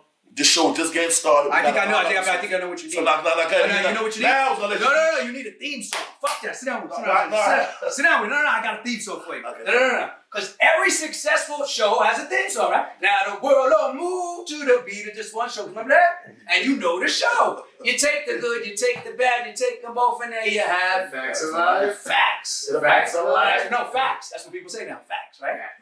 Big Face Gary needs a fucking theme song jingle. Give me a beat. Not a hip-hop beat. I want a jingle. Just like this. We don't do It's the Big Face Gary Show. It's the Big Face Gary Show. He's got a big face and he's in the know. It's the Big Face Gary Show. It's the Big Face Gary Show. Brought to you in part by Big Face Gary. Tonight's guest on Big Face Gary Show is Pain in the Ass from OK and Reloaded fame. Big Face Gary has a big face, but he knows what he's talking about. Give me the beat again. It's the Big Face Gary Show. It's the Big Face Gary Show. Hey, what do you know? It's the Big Face Gary Show. Love it. Thank you so much, Pain in the Ass. Big Face Gary Show signing out. But you have to sign my helmet. You are a legend. Styles. Everybody's been on my show to sign my helmet. And you know we got another episode coming up, and you know Gary's gonna interview someone dope, so you know what that means. Okay, he's reloaded. You motherfuckers think you big time? Don't watch the Big Face Gary General Show. You're gonna fucking die big time. Here comes the pain. Bye. And here comes a classic interview by my man Big Face Gary, Rocafella affiliate for life. See that? That's earned, not given, motherfuckers. Here comes the pain. Oh, and by the way, any other interviews want me on your show? Fuck you, pay me. It's my man right here, official. I'm gonna sign this, do that. And now you're gonna see that I'm illiterate because I can't really write that well. Shut the fuck up. Nah, you was used to do graffiti. I researched it. You was Graffiti, nice. That's right. You That's was right. nice with it. Graffiti was the shit back then. Yeah. Graffiti is the best. Is this on? Gary, you still with me? Sit down for a second. Well, I'm not going away. Yeah, graffiti is the best kind of fame you can ever have. I love that. And one of the greatnesses of being involved in that process that I was in is that I'm famous in a perfect way. I'm not too big. I could walk down the street, no one gives a fuck. But people know who I am, and I'm able to, interact with people. We got signed the helmet, man. Yeah, I was signed the helmet too. That's the word that you signed the helmet. But there was always something romantic about being a graffiti artist fame because you get to lay back and know that people know your tag, but they don't know you. It's like the ultimate ghost face killer because they don't know who you are, and you can sit back and be like, when people talking like, yo, I seen that Ups, man. That dude, he writes, what's he write? I think he writes Big Face or he writes What's your Painted tag, Ass. man? Painted Ass back then. Oh, yeah, man, it was always Painted That's Ass. a long tag. That's a get caught tag and getting fucking arrested for vandalism tag, right? It ain't like I'm throwing up something like, just like a little dot or something. You know what I mean? But I did always love the fact, I'm gonna sign this in a minute, of the graffiti artist, and I tried to fashion my artistry like a graffiti artist, because if you notice graffiti, people will tag their name, just like I'm tagging this right now. They'll write Big Face, right? That's your tag? No. So you were trash. Right, I was black. Yeah, I was black. You don't want to see my black book. But listen, one thing that's dope about a graffiti artist is that he'll put up his tag and then he'll add character to it. So he'll put like Minnie Mouse, in a nice dress, or he'll put Jessica Rabbit looking dope, or Speedy Gonzalez sticking up his middle finger. And I always was captivated by that because I'm like, okay, cool. That's basically what I'm doing. I'm giving you a skit with some dope information about the artist, but I'm adding character to it from a movie. Like Tony Montana, like Carlito Brigante, like George Young from Blow. Here I am with Gary. I'm just sitting here. He's a great guy. We're going to move 600 pounds of cocaine together. Like, you know what I mean? So you're adding character to that. You know what I'm saying? So I'm like, okay, that's what the graphic artist does. I'm going to give you that ill character, like Minnie Mouse, but I'm going to do it in a hip-hop way. Because, when they draw it, Ron, they don't just draw it like the actual shit. Yeah. They don't stencil it. Yeah. They make it look dope. You know what I'm saying? Dope. They make it look dope. What was the 3D behind the 3D? And he's doing. Remember back in the days, Black Bart? You remember that? Bart Simpson. Remember Bart Simpson? Black Bart. That shit was sick. They took that shit and they turned them into on some regular urban stuff. Yeah. And it was dope. You remember that, right? I always loved that. So you're taking something and you're flipping it. You know what I mean? So that's really what I'm trying. Let me sign this. I'm sorry. Yeah, sign my house. This isn't gonna be like a contract that is like underneath this. Like you just. So you're gonna sign it in your original tag, like you usually tag. Was you hitting the trains up in Queens, Hell the E no. line? I was scared as fuck. Flushing the 7 train. 7 train. Hell yeah. 7 train. Got some legendary graph artists that come from there. This is running out of ink right now. That's what I'm gonna. Oh, that was not. Look, she just writing like you fucking in 3rd grade. See that? See that? Nice. Thank God for these voiceover work. Not Where yet. the fuck would I be right now? Thank God for reasonable doubt. Because I would have been asking No like drinking, no smoking. This guy's No, none of that. naturally. None of that. He does Yeah, none of nothing. Nothing. That's great. They always Love been like Gary. that. Thank you. Love you, man. Yes. Great fucking show, man. I appreciate you a lot, man. You have a great show, man. I ain't do anything Alright. except, just be on it. Well, I like what's going on.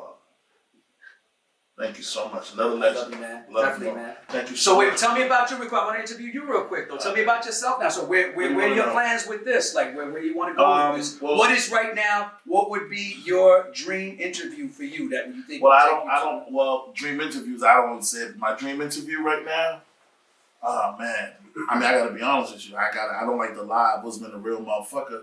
I've had a God MC right now. It take me him and Kanye West, man. Right. Because Kanye West. You worked with Kanye, right? Many times. I fuck with him. He's official. I haven't seen him in years. If I had Jay-Z to sit for like 10, 15 minutes, but I'm telling you, I know Jay-Z. Right. You have a relationship with him. Yeah, I haven't seen him in 15 years, but he just was always normal with me. So that's the last time you've seen each other? In 05, brother, when they shut Rocafella down. If I see him, what I'm thinking, because my personality is really strong, he would sit here and talk shit to me for like a half hour. Right. Well, look at me. I'm sitting here with you. I want to be here longer, man. I feel like this is therapy. Oh, no, I'm not throwing you out here. No, I'm just saying, because this also reminds me of back in the day, My dream job is, my dream interview is Jay-Z and Kanye, and I take anything because I'm humble, but I just want us to get the deal that we need so I can help feed my crew. We're doing okay, but we work hard. We can do better, yeah. A lot better. Always. So that's what I'm going to do. And not that you're not doing good, but that's also something that we were taught. That don't ever be comfortable with your situation. No, I'm saying that's what he taught us. I'm not naming no names. That's what he taught us. He taught us that. Some people's got a deal the other day. I was like shocked. And then I said, I can do. And I'm mad. I ain't naming no names, but Ron said, "Gee, why are you mad?" That just tells you, Pat said, you're going to get way more than them. Right. I was mad. I ain't going to lie. You want one thing I love about you? That Gary is Gary. Gary's always been Gary. One question I've been asked before is, do you ever get, like, you know, upset, or not upset, but like all right, cool, you know, bored with it already? People coming up to you, or people saying, you know, I feel I'm not, but like allegedly. No, I hate that shit. I'm not. But the thing is, you know what it is? When you're true to thyself, when you're being yourself, it never becomes boring. It never becomes complacent because you're just being yourself. You know what I'm trying to say? Actors get that a lot. Like when you come up to them and you see somebody and you like them from the movie, you think that that's their character. That's not them. So they're kind of like angry when you approach them, like, hey, like, you know, Eddie Murphy, fuck you, man. You know, like he's like, oh, what are you talking about? That's not me. You know what I'm trying to say? So you are always yourself. So you will never get bored with this. It'll never become complacent to you because it's just you, Gary, being natural Gary, though. You have that gift. I just want the deal. So it ain't money for me because I don't love money. Nothing. Money don't make me. I just want my crew to eat and I can fucking feed the world realness. Because a lot of people don't know the real. A lot of people doing podcasts just for money, this and that, exploiting black people, exploiting us to the world. I'm not doing that. My shit is real. We sit on my couch, we chill, we laugh. We came to a weird period. You know, we came to a weird period in our existence after the pandemic. You know, everybody was quarantined into their house, so everybody decided to interview everybody about every fucking single thing. Yeah. Everybody thinks they're a podcast. Everybody can be a podcast. And everybody can. And that's the thing. That's the thing. And just because everybody's doing it makes me not want to do it. And I think that stems from that culture of hip hop. Like if somebody's doing the breakbeat with the beat bar, I don't want to do it now. That's his lane. Like you just said, does anyone try to emulate or pick your style? I think in the essence of hip hop, nobody would want to bite what I'm doing. Because they're like, yo, cool, that's him. That's what he's doing. I'm going to do this. Do you know what I'm saying? But that was like before. You. Now, if you kind of look at hip-hop, you see one person do the dance, and they all... It's a copycat league, right? It's a copycat league. Right now, and there's some diversity. It's getting better, but, you know, everybody seems to be following each other. I thought the greatness of it was the fact that you're telling stories from 700 different angles. I always was enamored by this one show. It was about an incident that took place. And every week, the episode would revolve around one character that saw the same thing. But it was that same premise, that somebody got shot. It's called Vantage Point. Someone got shot, they killed the president or something like that, or were trying to. Yeah, I didn't say that. But they were trying to kill the thing, and it showed him from every different angle. So hip-hop is similar. It's just basically telling the tales of what's going on in our community, but from different angles. Old Dirty Bastard is telling a story from his angle. Jay is telling it from his. Tell the world I need to subscribe to my show. Yo, please. First of all, big shout out to everybody watching this show, man. You're watching a real dude. I need you to please go subscribe. Put the mob voice. I like the mob voice. You want? Well, let me think of a skit that I can put a revolve around that. Yeah, you fucking around. You talking normal. Yeah. The normal. Nobody's not the mob voice. Women tell me that all the time too, right? In bed, like I don't want to fuck with you. I wanted to fuck with that mob guy from the Jay-Z album. I'm like huffing away. Yeah, it's me, baby. Doing this shit. She goes, I wasn't trying to do that. I thought you was gonna do that okay and reloaded shit when you came. Yeah. I'm like, fuck. I thought you liked me. Like, no, dickhead. Let me think of one. Subscribe to the show. Big Face Guys on YouTube. Subscribe, man. Subscribe. I'm gonna lead you in. Okay. What's up, y'all? Y'all always comment. Y'all tell me I love my show. I love y'all too. Single time. Subscribe to the Big Face Guys on YouTube. If you love him so much, why don't you subscribe? Okay. So now you want to listen to Big Face Gary. Any problems, you can come to his show and subscribe. Trouble with interviews, you can call Big Face Gary. But now you just got to subscribe. Any problems, go to Gary. Oh, you want an interview? Subscribe. Oh, you want another artist? Subscribe. No one's coming to your podcast, huh? Subscribe. And then what does Gary do? Once he got your subscription, he interviews the top-notch elite people in the game and comes at it from a real point of view. All day long. Any problems with that? Then you need to go somewhere else. Go on the war for y'all. Fuck you pay me, baby. That's right. You see that helmet? You know what that means? That means he's fucking charging right at him. Put it on. Charge right at him, man. Let him know. Let him charge. With the helmet like a fucking running back. One time. Go get your other fucking interview. Subscribe. Subscribe, motherfuckers. Subscribe. You hear that shit? Thank you. Now, I need you to do something else. We're gonna do something. Yeah. If you're trash, you're trash. It's gonna be a segment. I'm gonna let Pat lead that shit. He think he's a major hip hop head. We're gonna invite people up here. Okay. And if you're trash, you're trash. We're gonna let you rhyme, and then the people get to tell you. It ain't gonna be me. Okay. So I'm gonna introduce it and say, yo, man, we're gonna do a new 7 big things. Yeah, you're trash, you're trash. You're trash, you're trash. The people gonna tell you. It got nothing to do with me. So don't get mad at me. Don't get mad at this man if his shit sucks. Just don't get mad at me. Your crew fooled you. Okay, this guy's gonna tell you the truth. Then I gotta know, okay, hey, what's up, y'all? That's right. I got pain in the ass right here. The Crakk guy is here. All you motherfuckers can tell me rhyme. All y'all say y'all can rhyme. You can rhyme, huh? And it ain't gonna be me. It's gonna be called, if you trash, you trash. Don't come up here trying to give me interviews. Don't come up here trying to give me interviews. I'm not doing it. Look, yeah, we all for the community, man. We all for giving people a chance. But if you suck, you suck. You trash, but it's not gonna be me. It's not gonna be this man. People are gonna tell Don't kill him. It's a go find that motherfucker. Scroll down, whoever wrote the comments, and don't fucking follow them. Gary has nothing to do with this. I'm not gonna comment. This is a straight disclaimer. Gary is not responsible for anyone talking shit on the comments about how terrible you are.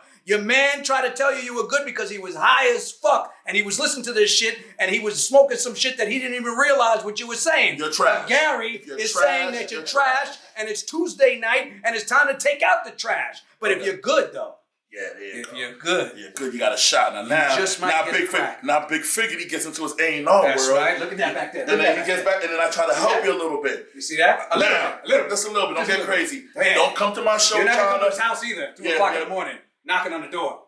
Rocafella. I A&R'd a bunch of problems. Look at I know show very well. See that? I did Beanie City Becoming. Right. I will tell you the truth. But the world's gonna see if you trash. Now, I got another segment coming. It's gonna be Ron, the producer, battles Gary in conversation because he thinks he can battle me and shit. He thinks he knows what's up. Whatever topic he brings up, you're gonna talk shit back to back. We're gonna battle. A colossal McGregor type shit. Like Queens motherfuckers get money, but they can't dress. I'm from Queens. Yeah, but man, look how you. Hey, fuck you! Get the fuck out of here.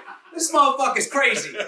So it's gonna be a Ron the producer, Big Face Gary, that's right, and Ron the producer. A face off. A face off. Face off. Face off. That's what we're gonna do. Once a month. A big face off. Once or twice a month. We don't know. Big face off. Once a month. So remember, I told you again. If you're trash, get your tampons ready. Trash. Once a month we're coming for you. If you're trash, you're trash. That's right. It ain't gonna be me. The people gonna tell you. Now, if you got a little something, I'm gonna help you. The public, the mob is gonna tell you. Just like in the old Roman days in the Colosseum. Remember that shit? When the mob decided who the fuck was good. Tell them subscribe again. Tell them subscribe again to the Big Face Gary Show. Tell them subscribe. How many fucking times do I gotta tell you, motherfucker? Subscribe to Big Face Gary Show. You're not gonna fucking get content like this anywhere else. Big Face Gary's got the fucking interviews that you need. What camera am I looking at? T-shirt at both of them. Give me the t-shirt. T-shirt me real quick. Stand tall. Shirt me. Shirt me. I don't shimmies. Go shimmies, like man. No, like we have fat man we show that stripping. Yeah. And better believe it. Yeah, put that shit straight up. Yeah, so let me strip my shit. But yeah, right there. Right there, man. See that? Hey, Briarwood, what's this right here? Briarwood, that's part of Queens, man. I'm from Queens. I know Briarwood. Briarwood's right there. Queens Boulevard, Main Street. Yeah. What's up, Briarwood? What's up, Flushing? What's up, Corona? What's up, Jamaica? What's going on, Queens? We love Queens. We love Queens. Jamaica. What else? What up? Queensbridge. Left, right. Where else? Queensbridge. Hell yeah. Big shout out to the whole Queens. Love y'all. Thank you. Pain in the ass, Big Face Gary. And don't forget, if you're trash, you're trash. And if you're trash, you're trash. And we're going to recycle your ass in trash, too. You're not even going to go into that white truck. You're going to go into that green one that comes around. Coming soon. You know what I'm talking about, right? That Crown one. The one that fucking drops all that liquid on the floor and smells like shit for 13 years. If your shit is trash, you come to the wrong place, buddy. This man here only deals with hits and only deals with elite artists. That's why he has a big face, because he's been making nothing but big faces since the 90s. When there wasn't any big faces, there was only little faces, and they got big because of him. Big Face Gary. And soon he's gonna be on the $1,000 bill with that big ass face. Yes, sir. See that? And a helmet. Big Face Gary face off against Ron the producer. When is this happening? I don't know yet. He's a producer. We'll figure it out, but it's coming soon. Against Ron? I thought it was gonna be about homie. No. Pat's with me. I'm just gonna aggravate Pat. I always. I love y'all. I'm done. Let me show me shirt. Show me shirt. Paint it by yourself. Good show. Good show. Thank you.